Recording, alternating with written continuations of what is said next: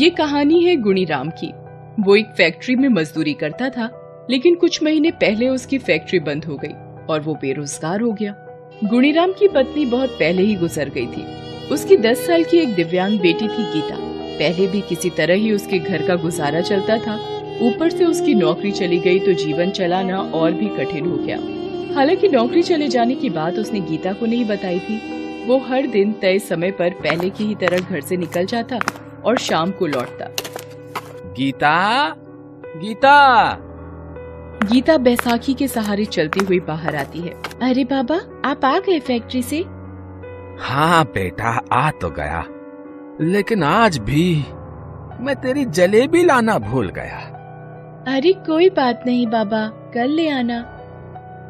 कल नहीं, 2-4 दिन बाद फैक्ट्री में दिवाली का बोनस मिलने वाला है।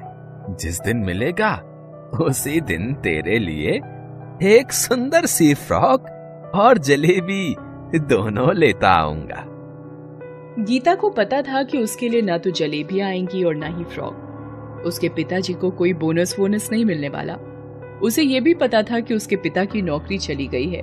वो दिन भर कहीं दिहाड़ी मजदूरी करते हैं तो 2 पैसे हाथ आते हैं और 2 वक्त की रोटी किसी तरह नसीब होती है।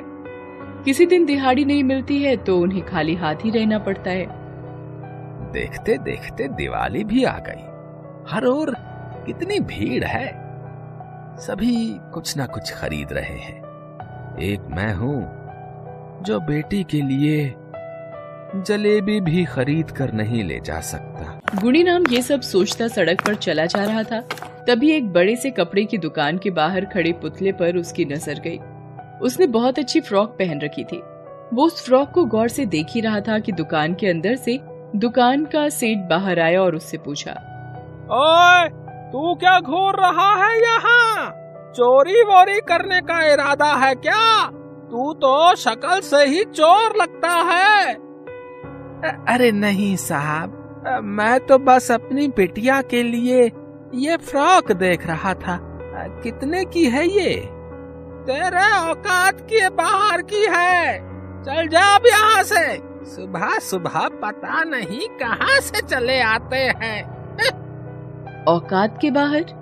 गुणीराम के कानों में ये शब्द पूरे दिन गूंजता रहा। उस दिन गुणीराम सारा दिन दिहाड़ी की तलाश में भी रहा, लेकिन उसे कोई काम नहीं मिला।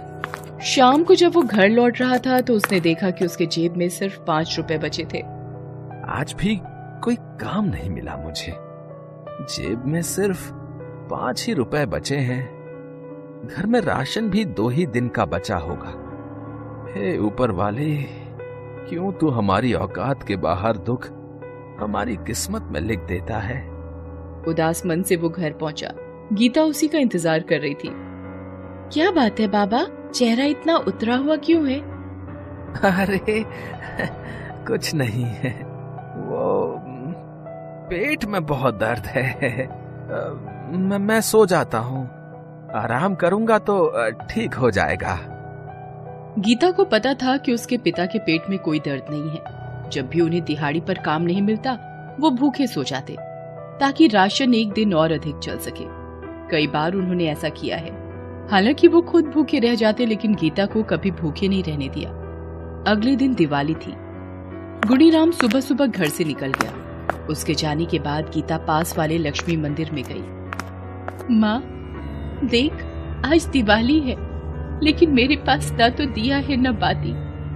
फिर भी मैं तुझसे कुछ मांगने आई हूँ। तू तो पूरी दुनिया की माँ है ना, फिर क्यों मेरे पापा को तू नहीं देखती?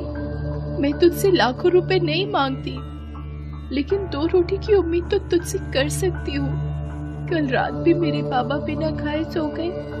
उन्हें कुछ हो गया तो? क्या माँ तू ऐसे ही दुनिया चलाती है? देख, तूने मेरी माँ को छीन लिया। मैंने कुछ नहीं किया। तूने पूरी जिंदगी मेरी किस्मत पे बैसाखी लिख दी। मैं चुप रही, लेकिन मेरे पापा को तो दुख देगी तो मैं चुप नहीं रहूंगी। मैं लड़ूंगी तुमसे, खूब लड़ूंगी। माँ, मेरे पापा पर दया कर, उन्हें काम दिला दे माँ, उन्हें काम दिला दे माँ। आज दिवाली है और मेरे हाथ पूरी तरह खाली हैं। आज कम से कम इतने पैसे मिल जाएं कि गीता के लिए जलेबी तो लेकर चला जाऊं। गुणीराम ये सब सोचते हुए उसी बड़े से कपड़े की दुकान के पास से गुजर रहा था। आज भी उसकी नजर उसी फ्रॉक पर थी। तभी दुकान का सेठ उसे बाहर निकलता दिखाई दिया। उसे देखकर वो डर गया, लेकिन आज सेठ ने उसकी तरफ देखा भी नहीं। वो बाहर निकलकर अपनी कार में बैठकर निकल गया। वो इतनी हड़बड़ी में था कि उसके हाथ से एक काले रंग का बैग जमीन पर गिर गया। गुणीराम ने इधर उधर देखा और उस बैग को उठाकर खोला। उसमें पैसे भरे हुए थे। अरे बाप रे, इतने सारे पैसे! इन पैसों से तो मेरी सारी समस्या दूर हो जाएगी। गीता के लिए एक फ्रॉक तो क्या, कई सारे कपड़े ले सकता हूँ, ढेर सारी जलेबियां और मिठाइयां भी। गुणीराम खुश तो था, लेकिन उसके मन में कई सारे सवाल भी चल रहे थे। नहीं नहीं, ये ठीक नहीं होगा। ये पैसे मेरे नहीं हैं, ये तो उस सेठ के हैं। पता नहीं किस काम के लिए उन्होंने ये पैसे रखे हों। नहीं नहीं, मैं बिल्कुल भी इन पैसों को हाथ नहीं लगाऊंगा। मैं ये बैग उस सेठ को वापस कर दूंगा। ये सोचकर गुणीराम उस दिशा में बैग लेकर भागा जिधर सेठ की कार गई थी। लेकिन सेठ की कार तो दूर दूर तक उसे नजर नहीं आई। वो परेशान हो गया। वो फिर से सेठ की दुकान पर गया, लेकिन ये क्या, उनकी दुकान भी बंद हो गई थी। आज सेठ की दुकान इतनी जल्दी क्यों बंद हो गई? आज तो दिवाली। उसने बगल की दुकान से पता करने की कोशिश की, लेकिन उसे कुछ भी पता नहीं चला। उसका दिमाग काम करना बिल्कुल बंद कर चुका था। वो बैग लेकर वहाँ से निकल गया। थोड़ी दूर जाने पर उसे सेठ की कार पार्किंग में लगी दिखी। अरे, ये तो सेठ जी की कार है। वो जरूर यहीं कहीं होंगे। चलो, मेरी मुसीबत दूर हुई।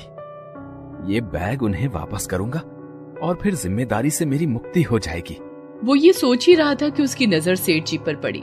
वो सामने के अस्पताल के बाहर बदहवास से रोए जा रहे थे। उनके साथ एक औरत भी थी। वो भी फूट फूट कर रो रही थी। वो भागता हुआ उनके पास पहुंचा। उसे लगा वो पैसों के लिए रो रहे होंगे। सेठ जी, आप लोग इस बैग के लिए रो रहे हैं ना?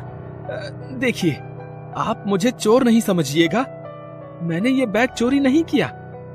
आप अपनी दुकान से बहुत जल्दी में बाहर निकले तो ये बैग गिर गया था। गुणीराम के हाथों में पैसों का बैग और उसकी बात सुनकर सेठ जी सन्न रह गए। हम पैसों के लिए नहीं रो रहे हैं। जानते हो, हमारे इकलौते बेटे का आज बहुत बड़ा एक्सीडेंट हो गया है। वो जिंदगी और मौत से जूझ रहा है। उसे खून चढ़ाने की जरूरत है। हम दोनों में से किसी का ब्लड ग्रुप उससे मैच नहीं किया। एक आदमी ब्लड देने को राजी तो हुआ, लेकिन बदले में बहुत सारे रुपए मांगे। ये रुपए उसी को देने के लिए थे,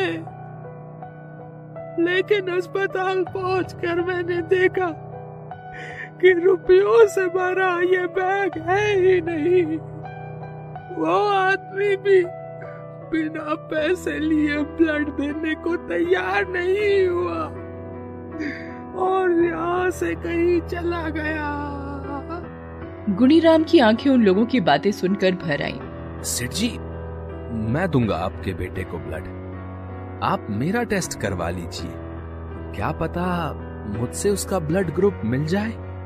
गुणीराम का ब्लड ग्रुप सेठ जी के बेटे से मिल गया। उसने 1 यूनिट ब्लड दिया और सेठ जी के बेटे की हालत में तेजी से सुधार होने लगा। तुमने मेरे बेटे की जान बचाई। तुम्हारा एहसान तो मैं जिंदगी भर नहीं भूल सकता, ना ही इसकी कोई कीमत दे सकता हूँ। फिर भी इस बैग में जितने रुपए हैं वो सब तुम्हारे हैं, तुम ले लो। ये आप क्या कह रहे हैं सेठ जी? जान बचाने वाला ऊपर वाला है, मैं नहीं। मुझे ये पैसे नहीं चाहिए। अगर मैंने आपसे ये पैसे ले लिए तो कल ऊपर वाले को क्या मुंह दिखाऊंगा। सेठ जी को वो दिन याद आया जब उन्होंने इसे चोर कहकर अपनी दुकान से भगा दिया था।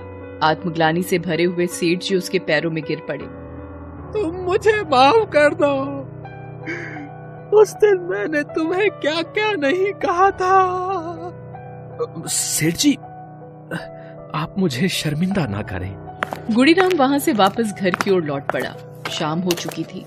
लोग घरों के बाहर दीपक जला रहे थे, कुछ बच्चे पटाखे भी फोड़ रहे थे। गुणीराम उन्हें देखता हुआ आंखों में आंसू लिए अपने घर के बाहर पहुंचा। लेकिन ये क्या, उसका पूरा घर दीपों से भरा हुआ था। रंग बिरंगी लाइटें जल रही थी। उसकी बेटी गीता ने वही फ्रॉक पहन रखी थी जो उसने उस सेठ की दुकान में देखी थी। उसे अपनी आंखों पर यकीन नहीं हो रहा था कि ये चमत्कार कैसे हो गया। तभी उसकी बेटी उसके पास आई। बाबा बाबा, ये देखो मेरी नई फ्रॉक, कितनी सुंदर है ना। आज मैंने भरपेट जलेबी भी खाई है। बाबा, आज मैं बहुत खुश हूँ। लक्ष्मी माता ने मेरी सब मन्नत पूरी कर दी। बाबा, आज तुम्हें नई नौकरी मिली है ना? नौकरी?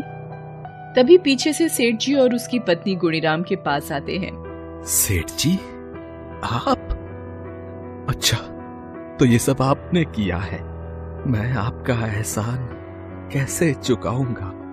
कोई किसी पर एहसान नहीं करता, सब ऊपर वाला करता है। वैसे तुम मेरे यहाँ नौकरी तो करोगे ना? बिल्कुल करूंगा